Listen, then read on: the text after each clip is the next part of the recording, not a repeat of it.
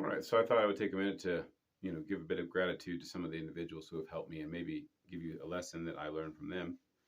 I was getting better at the G2 program, which is a Detroit certification program before you go to their on-hand school or hands-on schools.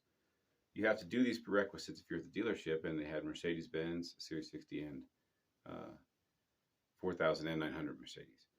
And anyway, so I'm working on a Mercedes engine one day, and I get the ticket, and I'm starting to pull these tickets and start to do these jobs.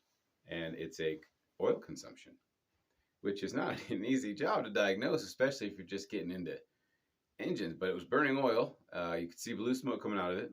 So, obviously you pull the manifold back, see which head it is, and then you replace the head, right? Because the constant throttle valve, there's seals in there that can leak that allow oil to pass. There's there's all kinds of issues, and this is me shooting from the hip about an engine a long time ago.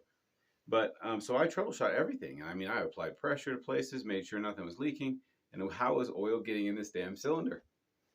Well, I come to find out that you do have to phase the rings, all right, on the piston, so that there's no opening that are literally lined up, a path that's lined up for the oil, because that oil scraper ring, as it's coming down, um, it's scraping oil, so it doesn't consume it, right? So I didn't know that, and I could have sworn that we had a bad batch of heads. So I'm sitting there trying to convince people that no, surely it was a bad batch of heads. And I was open to asking people. So I went to Dennis and I said, dude, can you? He ended up taking the ticket over, and that's what you should do. You should get the most qualified guy. And he troubleshot it for a while, troubleshooting everything I had already done, and found out that it was a base engine problem, but it wasn't a simple little fix.